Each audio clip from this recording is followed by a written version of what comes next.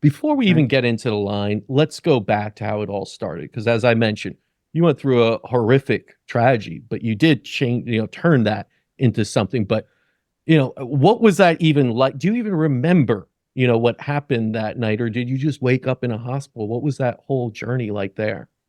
I was crossing the street on Melrose after leaving a restaurant, looked down at my phone and took a step out, and then boom, I got clipped by a westbound heading Land Rover. I lost consciousness, got hit into the eastbound lane and run over by a Tundra. Both cars pulled over.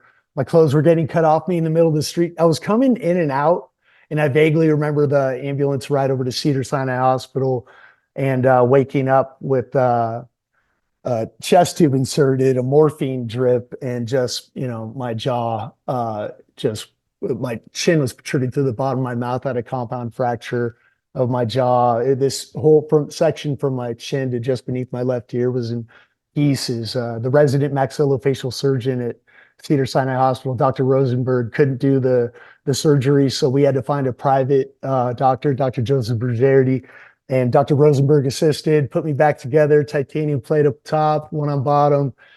I'm just extremely grateful to be alive. People don't survive accidents like that.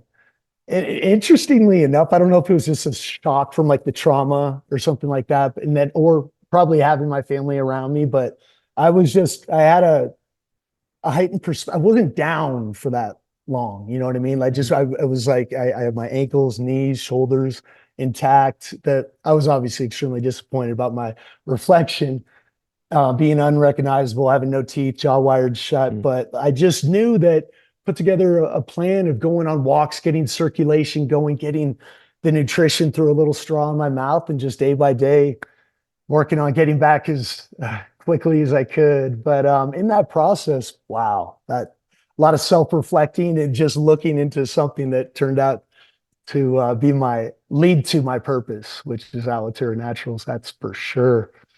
Let me ask Uh, you this because so many people that go through like disease that I speak with see it later on as this blessing of transformation, even though it's such a struggle. Do you look at that moment as also a transformative moment that of course was a horrific and very painful moment, but was that oh, a transformative moment in your life? absolutely. I mean, um, I wanted to be in the entertainment industry, and that's such an unpredictable route, waiting for the phone to ring. I just had this subconscious feeling that I was underachieving in life, but I was working as hard as I could towards a direction where I thought I was going to, that was my dream. That accident rocked me right towards something that had been staring me in the face my entire life previously. I had little skin issues in college and I became obsessed with ingredients. I met with a Chinese herbalist in Berkeley, California. I went to Cal. I had very bad back acne and just little cystic sores that were so frustrating. The first thing you see in the morning, especially when you have like relatively clear skin, but just that one mosquito bite or a couple. Hmm. And that was my thing. And it just, walking out, I think we had a day off. I was down on Shattuck and I met with a Chinese herbalist. I bought my first, I think it was, what was it? Uh, it was aqueous silica horsetail extract for hair. But I had a conversation with this gentleman explaining the importance of building your blood. I learned about adaptogens at Hmm. 18, Hmm. and I went from, Neutrogena, Clean and Clear to Dove soap.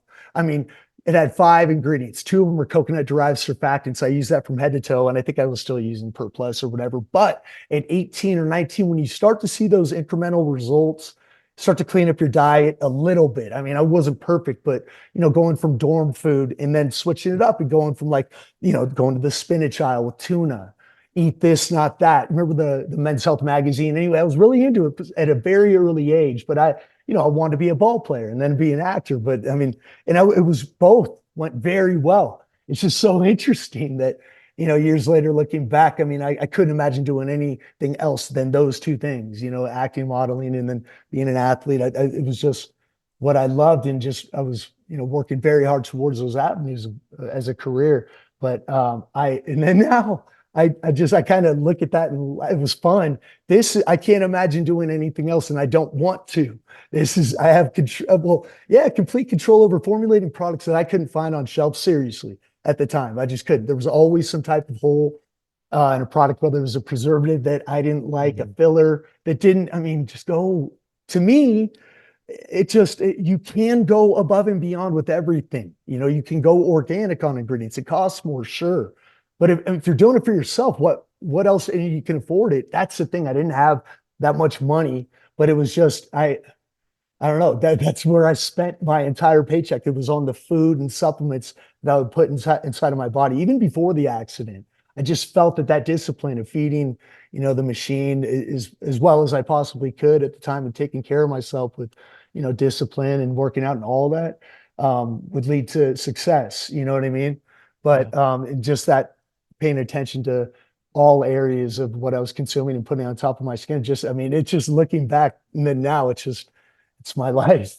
Yeah. But it truly is. Even at, not even on the business side, it's just 24/7, really. I mean, this is exactly where I'm supposed to be. And having skincare, when we started off a year into it, being an athlete or whatever, I was hesitant, kind of, a little shy about it, owning a skincare line. But now it's just like, you demo products at, say, spring training for the Cubs and A's, and you see some of the people you've seen on TV, they walk by and then they come back. I mean, we all want to look and feel good, and it's okay to take care of yourself. And I know exactly what energy I'm emitting to, personally and professionally when I leave that door, because of that self-care and that routine that I do daily, that is just predictable energy and moods that, that I can Yeah. rely on. And like you mentioned, so much of like skincare, anti-aging, and beauty is just a reflection of what's going on inside. It's just a reflection of the health of the body that's actually visible. We never see if the liver has become strained and what it looks like, right?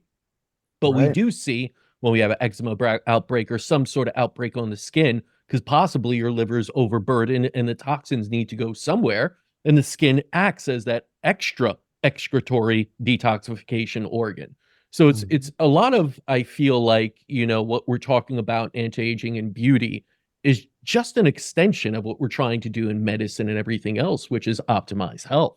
So in a way, a lot of what you're doing is optimizing health through these ingredients and natural.